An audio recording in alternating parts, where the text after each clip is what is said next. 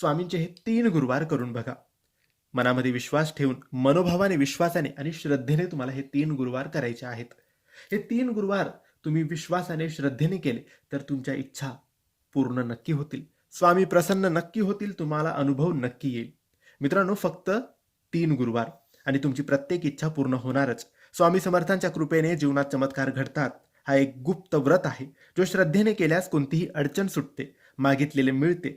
तर मित्रांनो, पहिल्या गुरुवारपासून किंवा तुम्हाला जेव्हा वाटेल त्या गुरुवारपासून या व्रताची सुरुवात तुम्हाला करायची आहे आणि अनुभव घ्यायचा आहे. तुम्हाला 3 गुरुवार हे व्रत करायचे आहे. कोणत्याही गुरुवारी काही अडचण, सुतक किंवा काहीही प्रॉब्लेम आली तर मग तुम्हाला नवीन 3 गुरुवार करावे लागतील. हे लक्षात ठेवा. 3 गुरुवार करताना 3ही गुरुवारी उपवास करायचा, फलाहार तुम्ही करू शकतात आणि संध्याकाळी रात्री स्वामींना नैवेद्य दाखवून तुम्ही उपवास सोडू शकता. हे झालं उपवास कसा करायचा आणि नियमांचं